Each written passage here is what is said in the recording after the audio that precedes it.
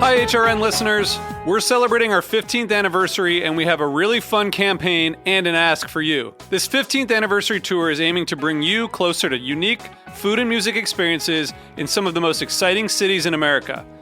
All the while, we're raising funds to support our work empowering the next generation of food systems storytellers through our fellowship programs. Here's how it works. Donate to HRN and be entered into a raffle in the city of your choice to win a dinner for two at a noteworthy restaurant and tickets for two to a concert at a prominent local venue. We have incredible partners in New York, Los Angeles, Philadelphia, Nashville, Las Vegas, Charleston, Asheville, and Ardmore, Pennsylvania, who have donated a meal for two and two tickets to a concert of the winner's choice. And all donations help fund our fellowship programs, where we're helping to build essential workforce readiness skills and food system storytelling skills. Check out heritageradionetwork.org/15 to donate and enter to win today. That's heritageradionetwork.org/15. Thank you. This episode is brought to you by Honeycomb Credit. Heritage Radio Network listeners can learn more about the power of community capital by visiting honeycombcredit.com/HRN.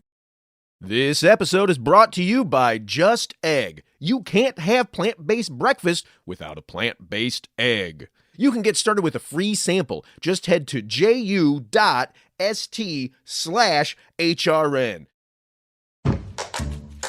This week on Meat and Three, we're jumping into a world filled with fizz, iridescence, and deliciousness. We're talking about bubbles. It came from the air gas truck. Yeah, no, I never thought about it before that. And I think it's emerged as boba tea shops, a site of Asian American youth identity building. We're called the invisible industry because these products you don't really see, but they're around us in every way, every day. Listen to Meat and Three wherever you get your podcasts.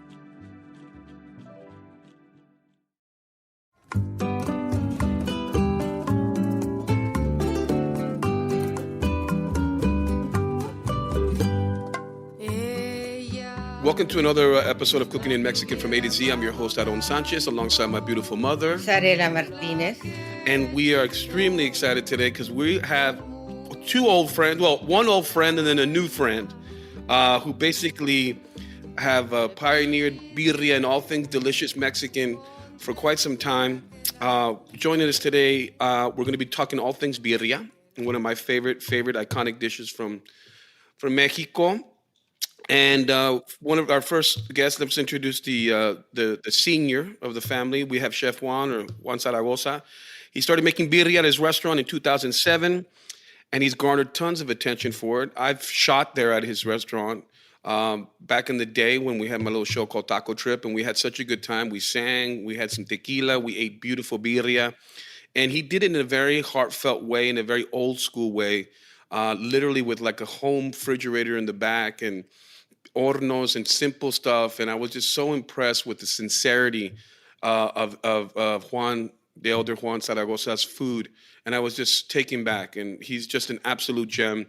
And then now following in his footsteps is the younger of the two, Jonathan Zaragoza. And you have to understand that nowadays with all this beautiful social media, I'm able to keep up with these very talented next generation chefs. And Jonathan and I have a couple things in common. We started very early on in our careers. We both followed our parents' footsteps into the business. And we started to get really sort of immersed in our culture, learning more about our food and how it relates to us as Mexicans and how we want to share that. He had a chef job at 22 years old, which I did as well. So I can know what it's like to have a lot of responsibility early on in your career. And now he has opened this unbelievable restaurant. You got to go and see this man's food and taste it, more importantly. I'm so inspired when I look at his Instagram and just see the sort of aesthetic and the honesty of the food and how he represents. It's just really beautiful stuff. It's called El Oso, and it's in Chicago. So I want you to look that up. I tell people all the time, the best Mexican food in the United States, hands down, is in Chicago. Wow. They grew up in the South Side, and if you've been to Pilsen, another great area where they're just doing authentic Mexican food, but also bringing it up to different levels as Jonathan is now doing. So it's just, they just are in the best Mexican food town in the country, in my opinion. So that's just me. So we're talking about all things birria. So let's get into it. Maybe let's go, Mom. We'll start. Yeah, let's first of all define birria, because that's very important. How would you describe it, Jonathan? How would I describe it? So you're asking the guy that learned how to make it from the guy that learned how to make it. So, so I think the way I grew up eating it, birria has to be goat. That's number one. And, Aaron, when we talk about terroir as chefs, champagne, tequila, these have to be from these regions. And I think birria is now all over the Republic of Mexico and cooked with different animals. Sometimes beef you see in Tijuana, and you'll see lamb across the border in Michoacan or everywhere else. But the way we grew up eating it is with goat.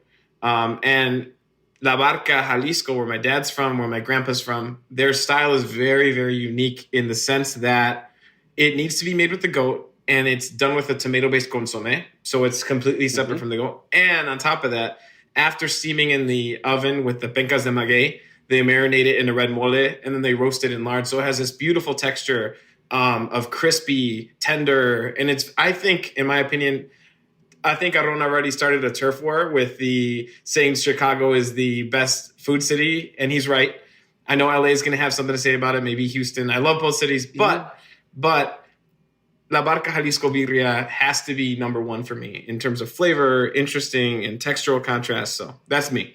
Is it spicy? Because I wouldn't eat it. I went to the university in Guadalajara, and I wouldn't eat it because I didn't like the gaminess of the goat at that time. They weren't, I wasn't so sophisticated. I was in a cattle ranch, but our cattle grazed on oregano plants and had a different smell, and so I didn't eat it until recently when it has become so popular.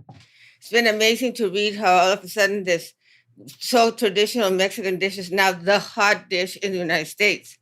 There was a big article in the New York Times the other day, and Eater, and it's all over the place. So it's wonderful to have you here, to have both of you here, and to not only learn about birria, but learn about how it's been working together with your son, Juan. And John Senior, maybe you can talk a little bit about, 2007, you started to open, Birria Zaragoza. What was the perception and the response at that time? Oh man, the response was I didn't know what the response was going to be because we didn't have birria. It wasn't as prominent here in Chicago. There was one, but it was made more like sarela. What you were talking about back to Guadalajara. By the way, most of my family, I have some family in Guadalajara that attended the university there. But one of the differences why people kind of like stay away from birria is because when they were young in Mexico, and of course I'm just speaking about Mexican culture here, when they were young, they either saw the goat being sacrificed, right? So they're like, oh my God, how could they do that to that poor little goat? And then the cooking process that they did inside their home, it's like menudo. It just stinks, right? It's bad. It smells horrible as it's cooking. But once it's done, it's tasty.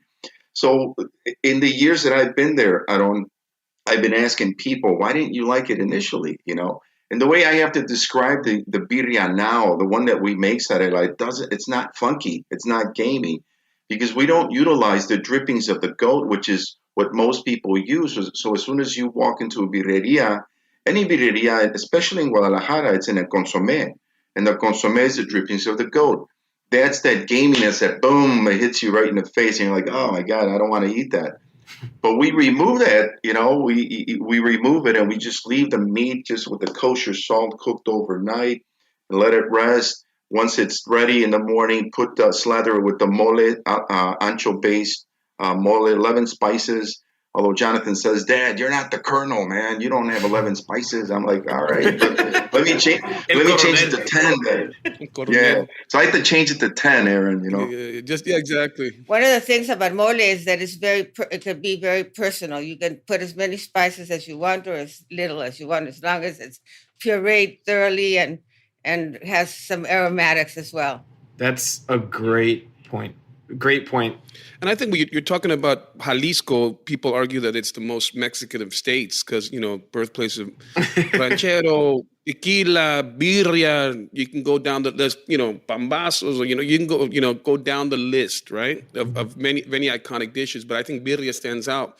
And I think what differentiates yours, like if you go to Guadalajara and you go to the Palenque in the market and have their birria, it's very distinct, as you said, very gamey, very, you go to the little fonda, sit at the counter, and then they give you that. I think what makes your birria so special is that coating of the mole. Because I remember tasting it, and it had a beautiful texture because it kind of crisped up a little bit, and all those spices bloomed.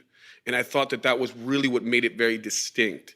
And I think that's what people should really go and seek out when they go to your beautiful birreria and understand that nuance of flavor.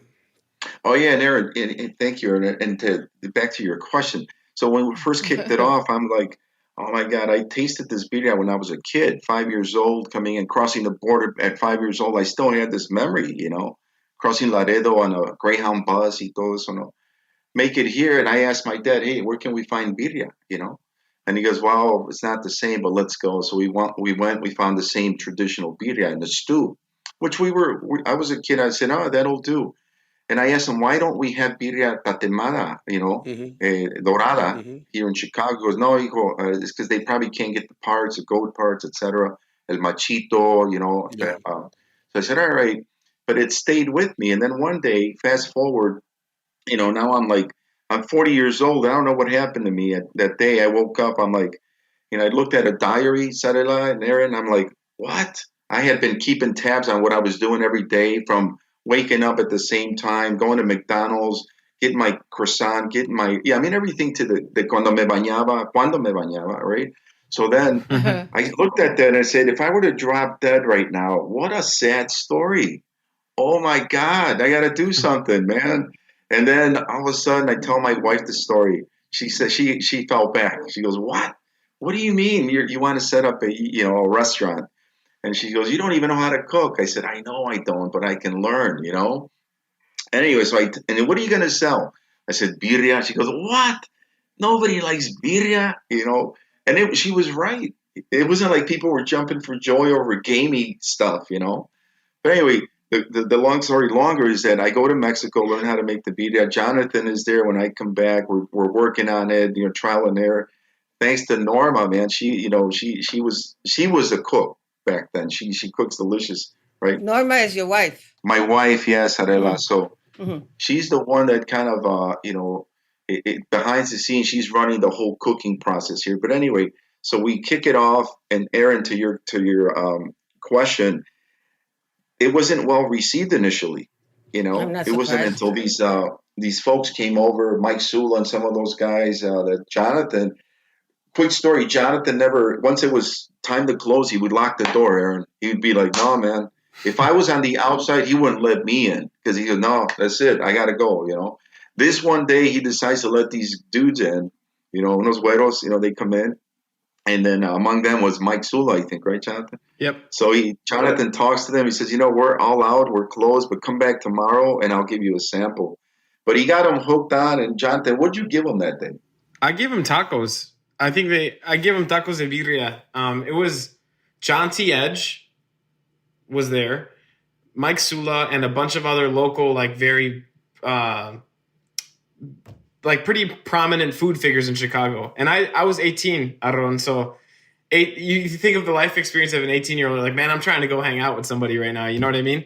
So at the time, I was just like, close the doors and that's it. So this one day I had some left over, and I don't know what told me to chop up some meat and sit them at the bar. It was 7:30. We closed at 7. Banker's hours, right? And they sat down, they liked it, and they started coming back. And the next thing we knew, we were in U.S. Airways magazine. John T. Edge wrote a full spread on us, who's one of the best food writers in the nation. And, in the moment, I think that's a lot of life. It's you don't know what's happening, and you don't know what's going to mean in 5 years. And look at us now. It's just, we're thankful enough that the whole family gets to work together, and that restaurant has grown along with us. And yeah, it's just amazing what food can do for not only a family, but for a food community in Chicago. and for people's careers across the board. That's wonderful. Now, tell me, what kind of sauces do you serve with it, with the tacos or with a birria in general? What are the side dishes, or what do you serve your birria with? So what we serve is, the only thing we serve is the birria. So we have the oven roasted Jalisco style birria. And then on top of that goes the consomé de tomate. And the accompaniments are picante de chile de árbol, or chile de árbol hot sauce, and our salsa de molcajete, which is our fire roasted Roma tomato salsa. And that's it. And cilantro, onions, and lime. And we keep it simple because my dad made a promise to Miguel Segura, the maestro who taught him, that he wouldn't change a thing about it. And I think, without knowing, Birria Zaragoza is a very both Mexican concept and it is a Chicago concept, because old school Chicago is very, hey, this is what we do. We like Italian beefs. My dad loves Al's Italian beef, and that's all they do. You know, they might have one or two more items on their menu, but that's it. But that's what we do, and that's all we serve. So, and it's been received by people. Let me ask you a question. What kind of onions? Do you do green onions or do you do white onions? White para que se vea como la bandera, boom, blanco, it jumps out. My mom used to always put hot water over the white onions and then mix it with a little bit of lime and a little bit of oregano and salt. And it takes away some of the bitterness, and it adds another layer of flavor. My God. No, it's delicious. As a matter of fact, I had some pozole yesterday, and that was the flavor, oregano con cebolla limón. It was delicious. Yeah. But Sarela, real quick, so we've been serving this. Right now they talk about the quesabirria. I have to share a quick story. My brother comes in, he sits at the bar. I said, hey, you want something to eat? His name's Jesse. And he goes, yeah, but I'm not sure if I want birria or a quesadilla. Because for little kids, we would make the quesadilla de queso Chihuahua, just on a nice folded tortilla, and then we give them to the kids, But then some grown-ups would say, can I have one for me? And yes, that's the only thing we would accompany it with, right? And salsa de molcajete. But then my brother actually started the quesabirria deal way back then. Oh, really? Yeah, but we didn't market it. To Jonathan's point, we wanted to remain true and authentic. It's like, no, just talk about birria. But that's what happened, and I'll leave it at that because I'm sure Aaron probably has some comments about that quesabirria. Well, I've been reading about a lot about this, and these people in LA set up this truck in front of Nordstrom's. You mentioned marketing, and they supposedly started using all the marketing techniques of Nordstrom's to make birria so popular. Have you heard that? No. It's a really interesting story. I think that if they would be really authentic if they were in front of a Mervin's. You know what I'm saying? Pero como no hay Mervin. In LA? Yeah. Como se fue a la chingada, el pobre Mervin. You know what I mean? Then you would have been keeping it real, not no Nordstrom's. What kind of shit is that? Yeah. Okay? Anyway, but it's true. I mean, the idea of birria and how it's become so popular. I mean, at my restaurant at Centrico back in the day, I had it, but I kind of riffed off on and just did it with short rib. And just kind of made it a little bit more classic like that. But again, it's a cooking style, as we said, so for our listeners to be clear, traditionally it's made from goat, hails from the state of Jalisco. There's many, you have the consomé in one way. If you go to places south near Mexico City, in Telpeji de Rio, which is another area, a suburb of Mexico City, I've had barbacha or a similar kind of way where they actually cook the animal and then all of the juices go into what you would call a consomé, right? Yeah. And it has garbanzo beans and cabbage and all these beautiful things. And you have this as a prelude to the barbacoa or the birria, right? But I started thinking about it. And if you ever gone to Spain, in Madrid, and had something called cocido, which is basically this beautiful kind of stew of pork, and they have this beautiful sausage called butifarra, and you have the juices of it with fideos as a beginning course. So I'm just always kind of thinking like, man, is that a kind of influence, maybe the Spanish influence involved into the birria and having the consomé, or you know what I mean? And it did, Aaron. It did. From what I recall, it actually started in Africa. Yeah. With camel. And then, because goats and then when the Spaniards went out there, they said, I have an idea. So they bring it back to Spain, and then they went to Mexico and hit us up, Los Aztecas, and we spiced it up, man. We jacked it up, and that's the result that we have. We bring it to Chicago, and there's the end of, that's the final product there. But you're right. Awesome. We should describe the salsa de molcajete, because we're trying to describe every term that we use. So salsa de molcajete is a salsa made usually with roasted tomatoes, roasted chilies, in a molcajete, which is the grinding stone implement that's been used since pre-Hispanic times. Yeah, different from a metate. It's more of the round cylindrical mortar and pestle. Just for our listeners, you know what I mean? So what are you doing at El Oso, Jonathan? So we because of the pandemic, we shut down for like a month. But once summer rolls around, we're hoping to start it up again. But it also was an expression of a lot of stuff. It was the way I grew up eating as a kid, the trips I would take as a kid with my parents, and now as an adult by myself to Mexico. And it was more it was a restaurant informed by my travels and stuff that I like to eat. And I think, I don't know if you agree with this sentiment, but as this generation of chefs are born out here with our parents being from out there, we're less of innovators as we are kind of stewards for tradition. And exactly. I think it's very important to look at where you're coming from to know where we're going as both people and chefs. So El Oso was that pretty much. We had a wood burning hearth there, and obviously a big thing in Mexican cooking is cooking with leña and fire. And we talk about the salsa de molcajete, or the fire roasted rolled tomato salsa at Zaragoza's. We're doing the same recipe at El Oso, but it's just done over the wood burning comal. Oh, how and delicious. The character that gives, right? That you talk about Chinese food and the wok, right? And the wok hay flavor. That is such a cornerstone of their culture, and fire is that for Mexican culture. You think about how tequila is made, and usually it's done with clay and fire and all this stuff. So that's a big thing we were doing at El Oso, is just really simple Mexican food, but just done on the fire. You're being too modest, Jonathan. Your food is beautiful, bro. I'm just saying, it gives me so much honor to being a Mexican American chef and see that the food that you're doing. It's really inspiring. I heard about you and kind of reconnected with you through my sister Marisa, because I know you talk. You guys are buds and stuff. And she's like, Aron, you got to taste this guy's food, man. It's for real. And so I'm so happy. I mean, just want to reiterate to everybody that's listening about this beautiful tandem of father, son, mother, son, and how we've dedicated our lives to preserving our culture through food. And I think there's something to be said about that. And I'm happy that you decided to go on your own, because you don't want to live in the shadow of your parent, especially if you're in the same business. It's a big shadow. That's why early on in my career, I started doing Nuevo Latino and going with Douglas Rodriguez to separate myself from my mom to create your own identity. And I think you've done that beautifully, Jonathan. And it's a testament to you, Juan, the elder, to set that tone for him. So we're very proud to have you guys. We appreciate that.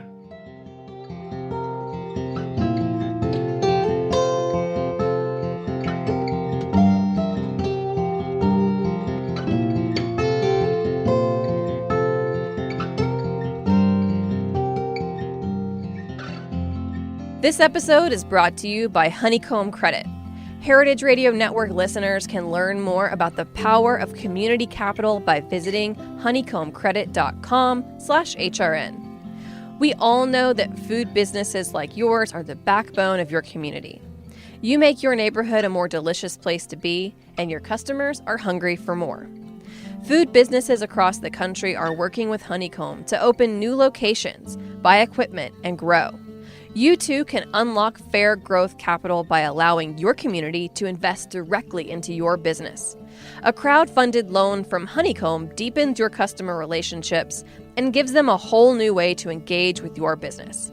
You'll also get access to thousands of local investors in the Honeycomb network who are passionate about seeing food businesses succeed. Honeycomb is the community bank of the 21st century. Fair rates, flexible terms, and no prepayment penalties. Honeycomb has proven to be an invaluable growth tool for all kinds of businesses, from James Beard-nominated restaurants and upstart food trucks to organic farms and award-winning breweries.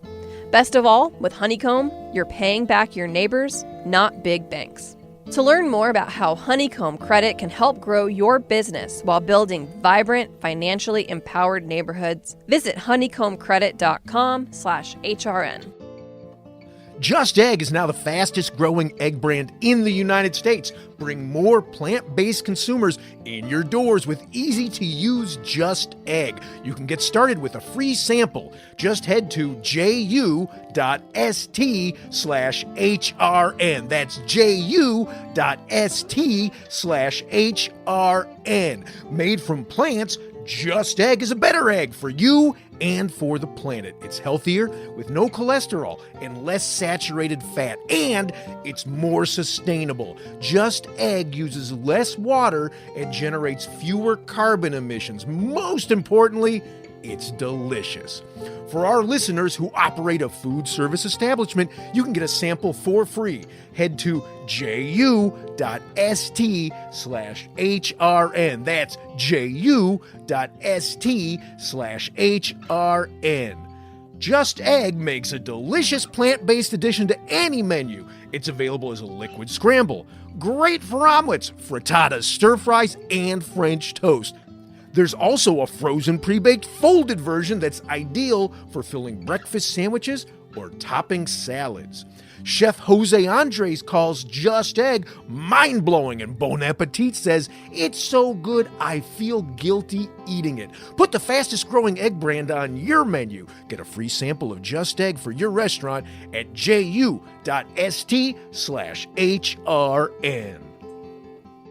So, what has been the biggest challenge of working together? Oh, this is good. Yeah, Go ahead, Dad. You can go. You know what? It's we touched on this. I like to look at things from the bright side, right? So it gave us a chance to mingle as a family. You know, it was indeed a blessing, and I try to look at it from that perspective. But it wasn't always pretty. You know, there was a lot of, you know, like he was growing, I was growing, and then being there consistently and under one roof. You know, when you're a normal family, you see each other at dinner time, maybe a couple hours here and there, and then the kid's off to having fun with his friends. But being within the same place for 12 hours, you can only imagine that we didn't agree on many things, you know. And he was trying to like tell me, "Hey man, no, you're old fart, man. Let me do this." And I'm like, "No, this is my place. Let's do." So now we can look back and say, "Oh my goodness." But it made us stronger as a family unit. We spent more time together working, and then we got to the point that even though we fought, we would say, "All right, where are we going for dinner?" Once we were able to manage that situation, it was much better than when we first started. So you're saying all those disagreements were just because we were hangry? You were hangry. Dude, you crazy. That's why I never worked with my mom, you know? She would say, like, she would come to my restaurant. She goes, "Oh, that was delicious. Is this supposed to look like that?" The little jab? That sounds like my mom. But that's part of growing up in this business is the when we were in hip hop, it's the OGs, right? The original, the Godfathers, right? You have to pay your respects to them.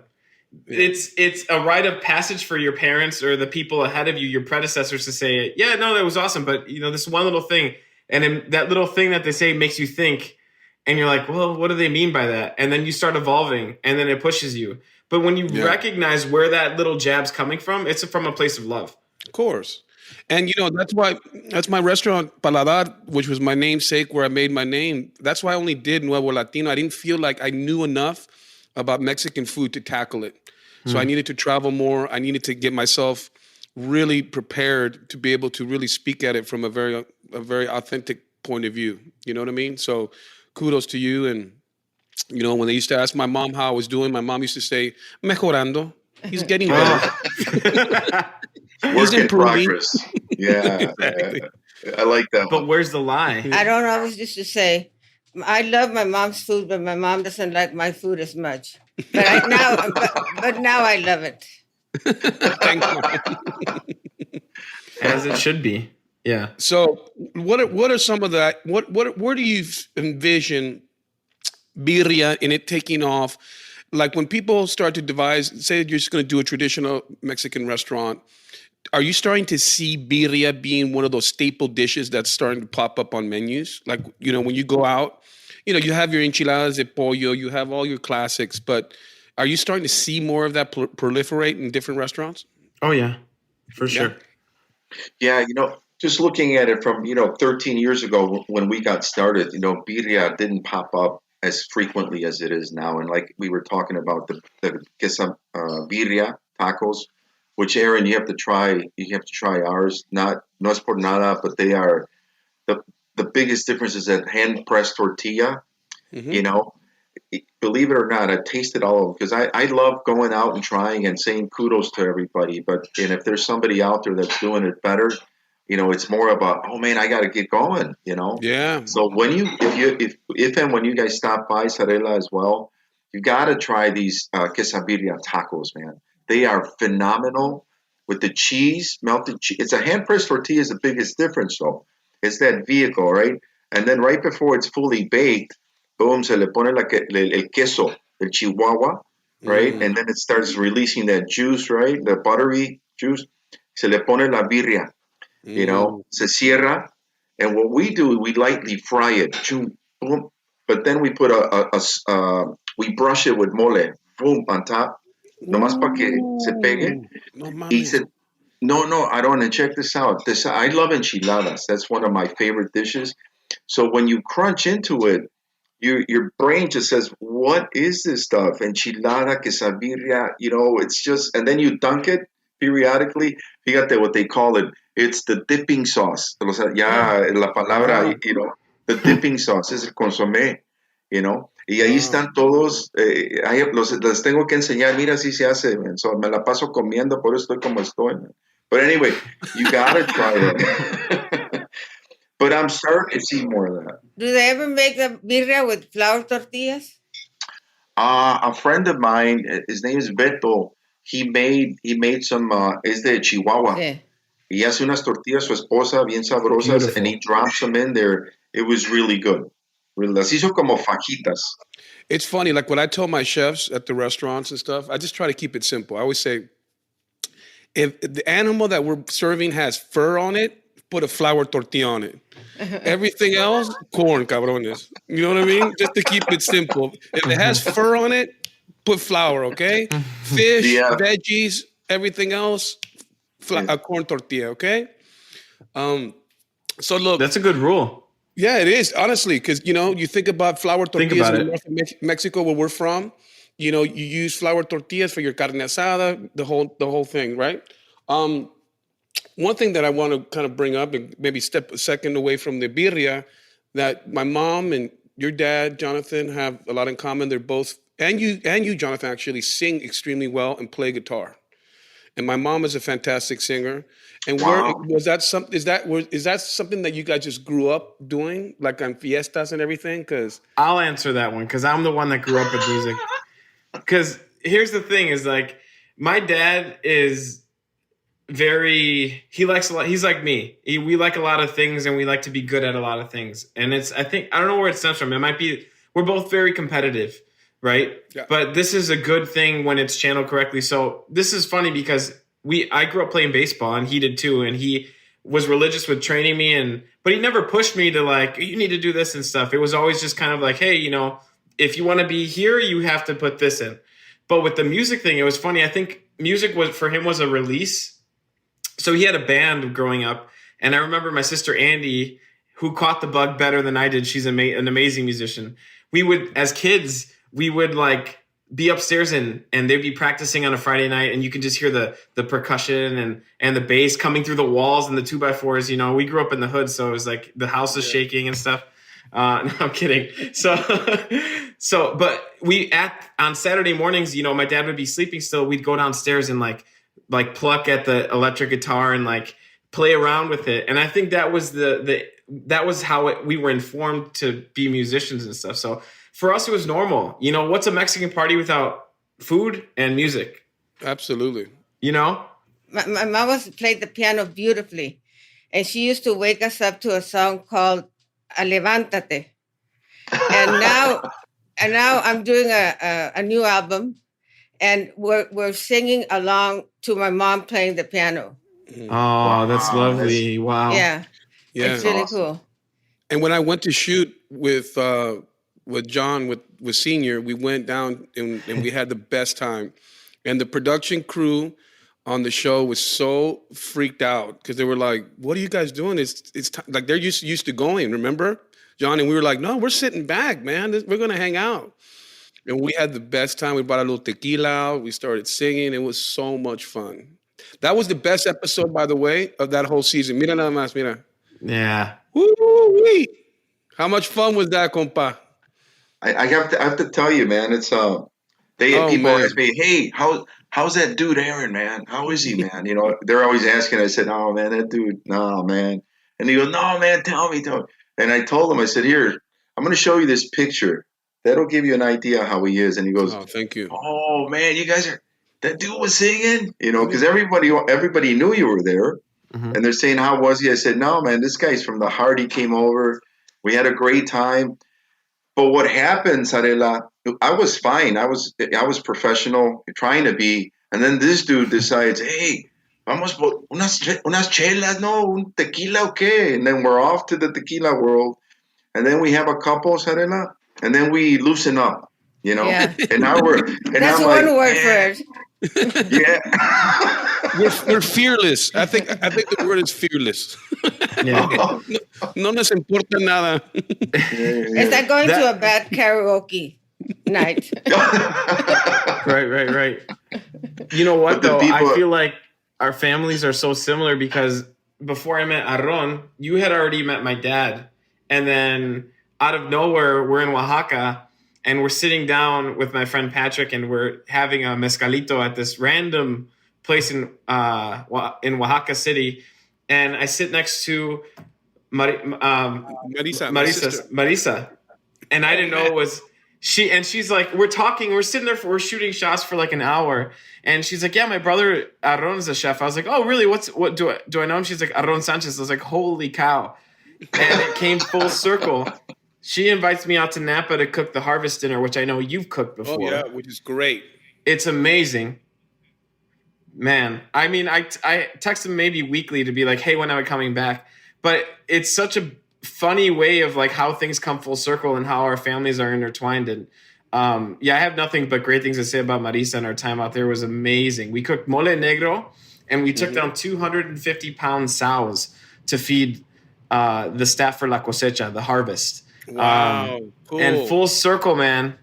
We're recording with Susanna Trilling tomorrow and her son. Yeah, he's amazing. With Caleb's who's great. another superstar, young chef that you guys are carrying the torch already. I'm so happy. I'm getting old for this shit. I want to start doing some different stuff, man. But one of the things that I think is important to mention is that the fact that you know, you're carrying the torch, you're going forward, you're moving, you're paying tribute to the food, and I just think that's something that's so beautiful that's being lost.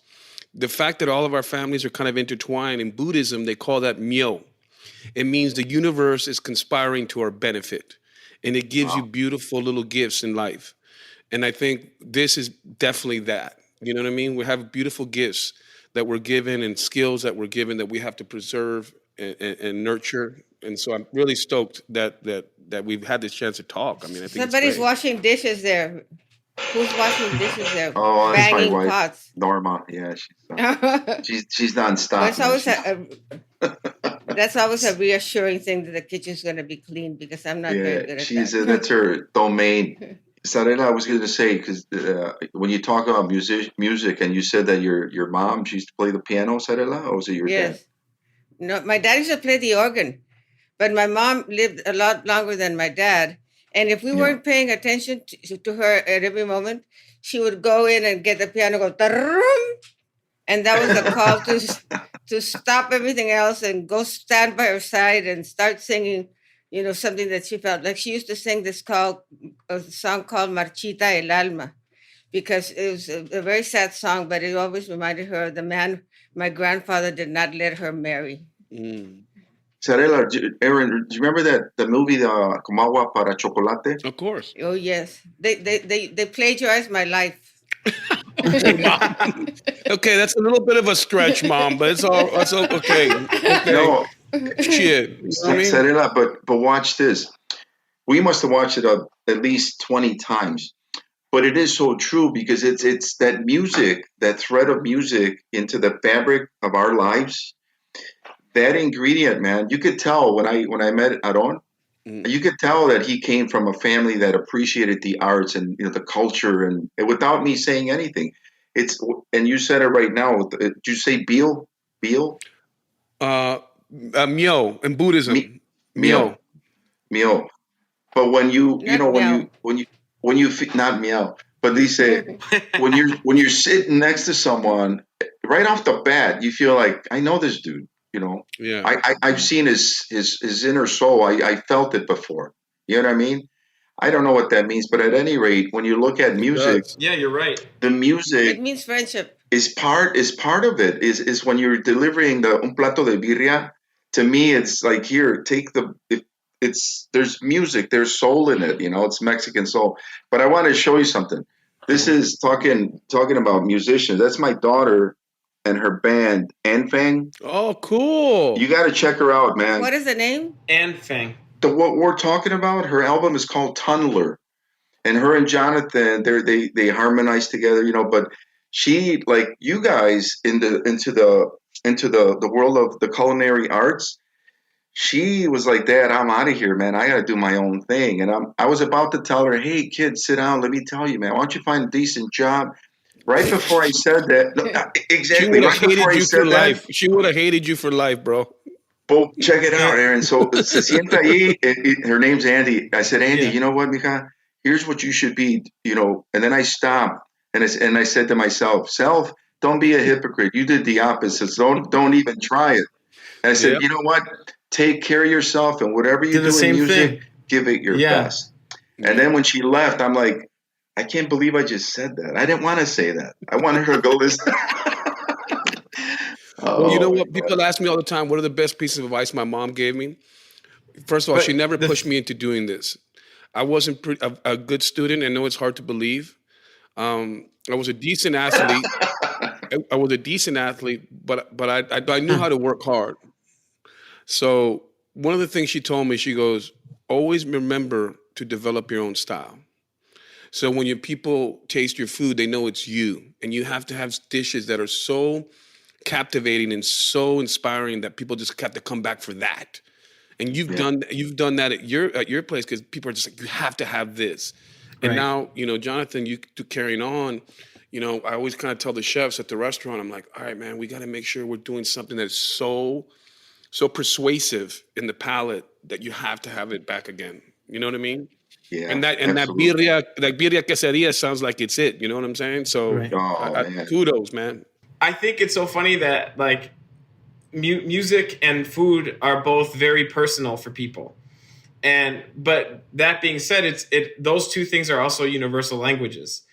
And I feel like we don't find our voice, or we don't share our voice until we nurture that voice of, hey, I like to cook this. We nurture. And then when we're ready, quote unquote, we share it with the world. And it's very hard to do that for a lot of individuals. But it's such a beautiful thing when you find people that speak your same language, like, my dad and Aaron, when they hung out with the music, and then that bled into food. And I think that's a big thing that we're missing now, is like with people with the COVID thing, it's like that language has been kind of like broken a little bit.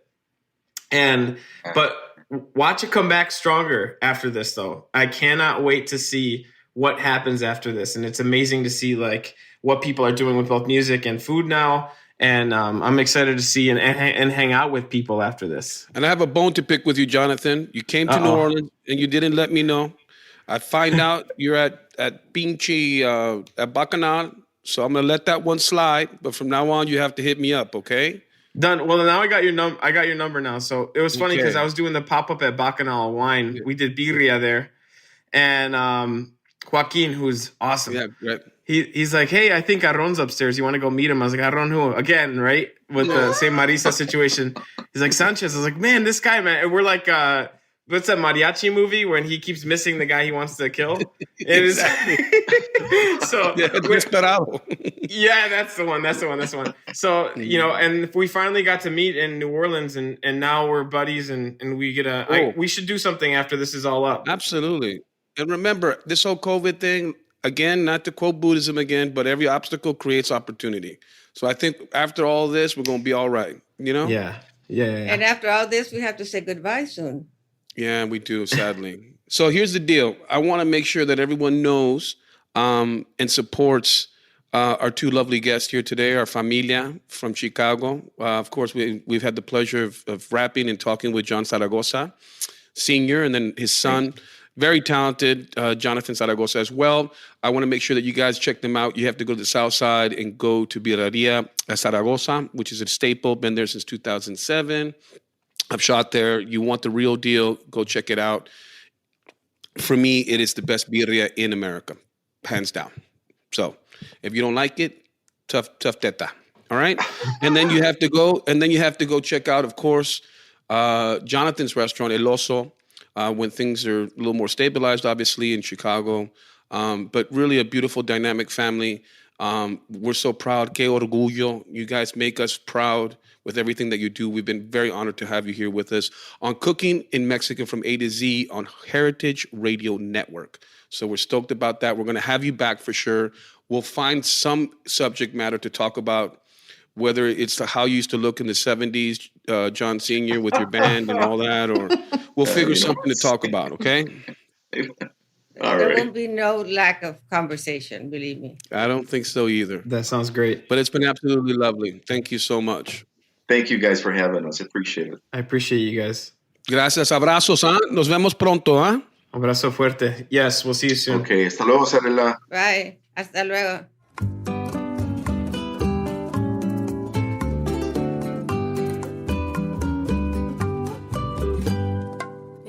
Cooking in Mexican from A to Z is powered by Simple Cast. Thanks for listening to Heritage Radio Network, food radio supported by you. For our freshest content, subscribe to our newsletter. Enter your email at the bottom of our website, heritageradionetwork.org. Connect with us on Instagram and Twitter at heritage_radio. You can also find us at facebook.com/Heritage Radio Network. Heritage Radio Network is a nonprofit organization driving conversations to make the world a better, fairer, and more delicious place. And we couldn't do it without your support from listeners like you. Want to be part of the food world's most innovative community? Subscribe to the shows you like. Tell your friends, and please join the HRN family by becoming a member. Just click on the heart at the top right of our homepage. Thanks for listening.